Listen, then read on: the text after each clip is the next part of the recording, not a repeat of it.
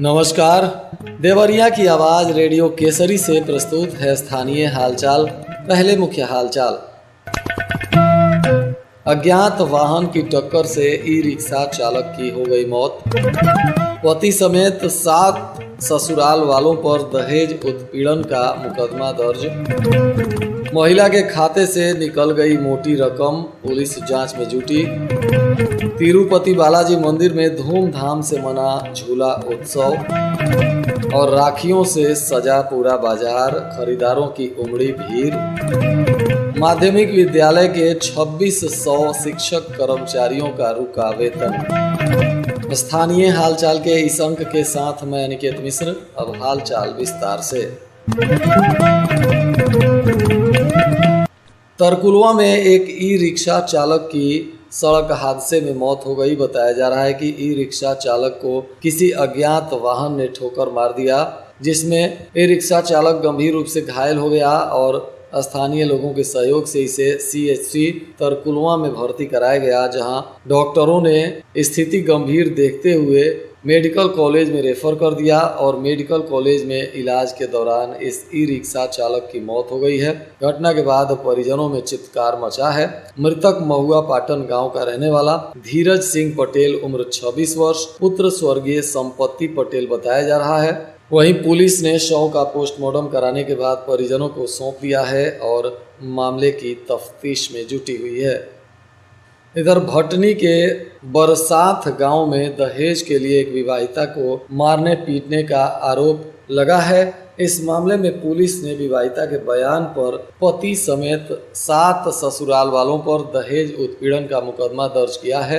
बताया जा रहा है कि पुलिस अधीक्षक के आदेश के बाद यह मुकदमा दर्ज किया गया। भटनी थाना क्षेत्र के बरसात गांव निवासी सोनी चौरसिया की शादी धर्मेंद्र चौरसिया से हुई है। शादी के बाद से ही ससुराल वाले अधिक दहेज के लिए विवाहिता को परेशान करने लगे। पीड़िता की शिकायत पर मामले में कई बार पंचायती हुई, लेकिन कुछ दिन के बाद पुनः उत्पीड़न की घटना शुरू हो गई। लोक लाज के चलते विवाहिता सब कुछ सहती रही। इसके बावजूद एक सप्ताह पूर्व ससुराल वालों ने विवाहिता को मारपीट कर जब घर से निकाल दिया तो महिला थाने पहुंची और अब पुलिस इस मामले में मुकदमा दर्ज कर कार्रवाई करने में जुटी हुई है।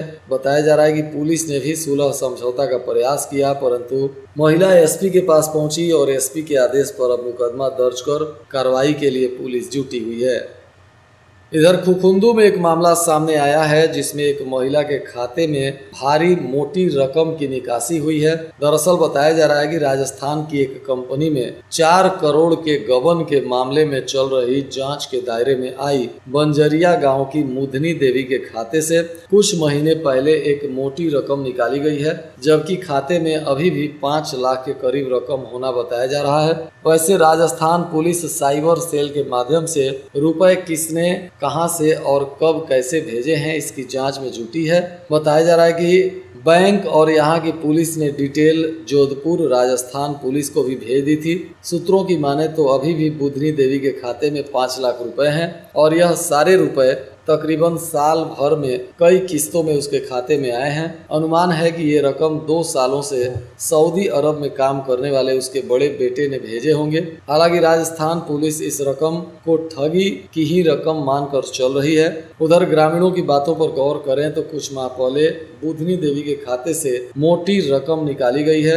वैसे जोधपुर पुलिस बैंक और यहाँ की पुलिस की भेजी गई डिटेल से वहाँ साइबर सेल पता करने में जुटी हुई है कि विदेश से कितने और कब कैसे पैसे भेजे गए। जोधपुर से पुलिस ने आकर इधर बुधनी देवी के घर बंजरिया क्षेत्र में जांच पड़ताल भी की है। इधर स्थानीय CO सलेमपुर के दीपक शुक्ला ने बताया है कि जोधपुर पुलिस को डिटेल भेज दिया गया है। यहां से महिला के खिलाफ पुलिस कोई जांच नहीं कर रही है। जोधपुर पुलिस ही इस मामले में जांच पड़ताल कर रही है। इधर देवरिया में तिरुपति बालाजी मंदिर भक्ति वाटिका में झूला उत्सव धूमधाम से मनाया गया। श्रद्धालुओं ने भगवान को झूला झूलाकर भक्ति रस में गोते लगाते हुए इस उत्सव को मनाया। बताया जा रहा है कि भक्ति वाटिका में झूला महोत्सव के तीसरे दिन भगवान वेंकटेश्वर का ब्रज की लाडली राधा रानी के रूप में दर्शन कराया गया। उनके अगल बगल में ललिता, विशाखा, सखियों के रूप में श्रीदेवी और भूदेवी ने भी दर्शन दिया। अंत में गोष्ठी प्रसाद का वितरण किया गया। झूला की यह परंपरा प्रतिदिन सावन में शाम 7 से 10 बजे तक जारी रहती है। सोमवार को धूमधाम से रक्षाबंधन का त्यौहार मनाया जा रहा है, जिसको लेकर पूरा बाजार राखियों से सजा हुआ है और भारी संख्या में खरीदार भी राखियों की खरीदारी करते हुए दिख रहे हैं। बच्चों से लेकर बड़ों तक सभी लोग राखियों की दुकान पर दिखाई देते हैं। दूसरी तरफ ऑनलाइन राखियों का बाजार भी सज गया है। रविवार की शाम में राखी की दुकानों पर भारी भीड़ देखी गई। इधर जिले के वित्त पोषित माध्यमिक विद्यालयों के लगभग 2600 शिक्षक, लिपिक और चतुर्थ श्रेणी के कर्मचारियों का जुलाई महीने का वेतन नहीं मिला है, जिससे शिक्षकों और कर्मचारियों में आक्रोश व्याप्त है। एक सेवानिवृत्त कर्मचारी ने वेतन भुगतान में विभागीय अधिकारियों की लापरवाही के चलते जिले के सभी शिक्षक और कर्मचारी को वेतन रोक दिया गया है। जिले में 122 वित्त पोषित विद्यालयों में लगभग 2600 शिक्षक, लिपिक और चतुर्थ श्रेणी के कर्मचारी हैं, जिनका वेतन भुगतान DIOS के 4506 वेतन हेड से होता है और इसी वेतन हेड से जिले के वित्त पोषित विद्यालय के शिक्षकों के वेतन सेवानिवृत्त भुगतान भी होता है। राजकीय विद्यालयों के शिक्षकों और कर्मचारियों के वेतन का भुगतान 4504 वेतन हेड से होता है। अब बताया जा रहा है कि विभागीय अधिकारियों की लापरवाही के चलते शिक्षकों का वेतन रुका हुआ है, जिसको लेकर शिक्षक अपनी परेशानी जता रहे हैं। बरहज तहसील क्षेत्र के पैना गांव में अंबेडकर पार्क से अवैध कब्जे को हटाया गया। बताया जा रहा है कि तहसील प्रशासन मौके पर पहुंची और पार्क में अवैध रूप से बोई गई धान की फसल को ट्रैक्टर से जुतवा दिया।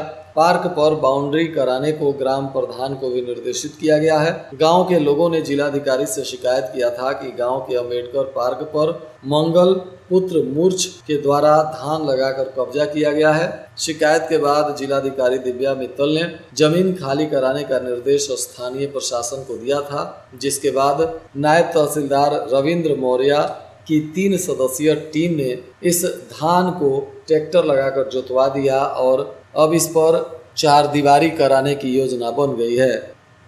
इधर देवरिया के परिषदीय विद्यालयों के परिसर में चल रहे 51 आंगनवाड़ी केंद्रों के पास अब अपना भवन होगा। इसकी स्वीकृति मिल गई है। एक भवन निर्माण पर 11,85,000 रुपये खर्च होंगे।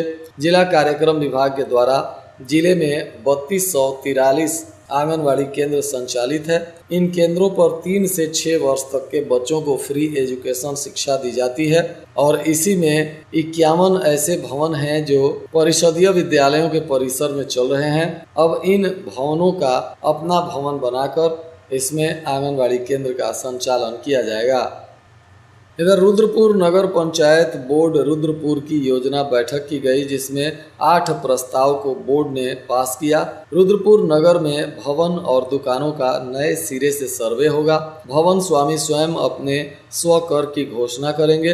रुद्रपुर नगर के मास्टर प्लान के लिए योजना बनाई गई है। चेयरमैन सुधा निगम की अध्यक्षता में हुई बैठक में सफाई व्यवस्था और उत्तर प्रदेश नगर पालिका नियमावली 2024 को लागू किए जाने पर भी सहमति बनी। इसमें भवन और दुकानों के स्वामी स्वयं स्वकर की घोषणा करेंगे।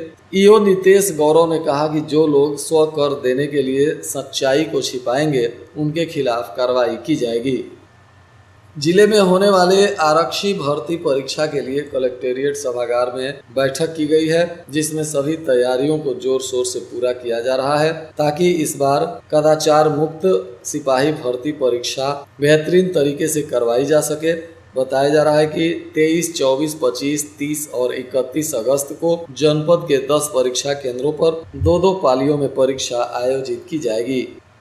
मेडिकल कॉलेज में चिकित्सा शिक्षकों की सुविधा के लिए आवास की संख्या बढ़ाई जाएगी। इसके लिए कार्य योजना बना ली गई है। कवायद भी शुरू कर दी गई है।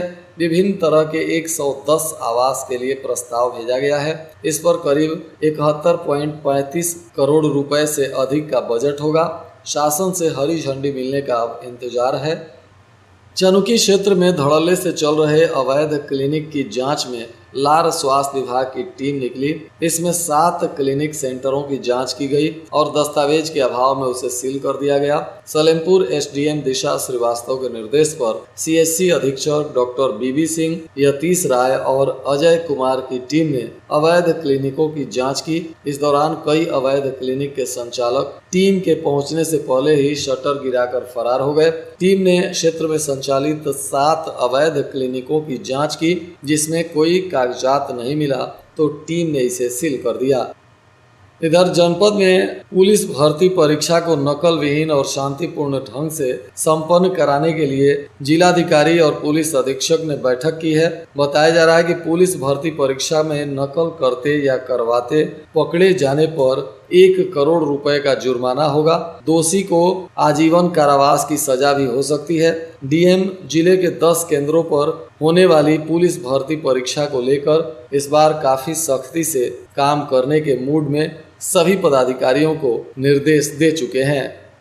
रक्षाबंधन पर्व में यात्रियों को असुविधा ना हो, इसके लिए रोडवेज ने अपनी तैयारियां शुरू कर दी हैं। रोडवेज डिपो अपनी तैयारियां पूरी कर ली हैं। रोडवेज डिपो प्रशासन ने निगम की 73 और अनुबंधित 127 बसों को 19 और 20 अगस्त को ऑन रोड रखने का निर्णय ले चुकी है। इसे लेकर कार्यशाला का आयोजन भी किया गया था, जिसमें तकनीकी खराबी से जो बसें नहीं चल पा रही हैं उन्हें दुरुस्त करा लिया गया है। हालांकि रोडवेज की तैयारी में चालकों की कमी रोड़े आ सकती है।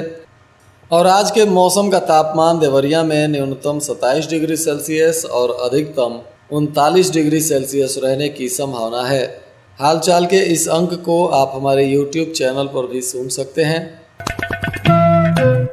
अंत में मुख्य हालचाल एक बार फिर। अज्ञात वाहन की टक्कर से ई रिक्शा चालक की हो गई मौत। पति समेत 7 ससुराल वालों पर दहेज उत्पीड़न का मुकदमा दर्ज। महिला के खाते से निकल गई मोटी रकम, पुलिस जांच में जुटी। तिरुपति बालाजी मंदिर में धूमधाम से मना झूला उत्सव। और राखियों से सजा पूरा बाजार, खरीदारों की उमड़ी भीड़। माध्यमिक विद्यालय के 2600 शिक्षक कर्मचारियों का रुका वेतन। इसके साथ ही रेडियो केसरी से प्रसारित स्थानीय हालचाल का यह अंक समाप्त हुआ। नमस्कार।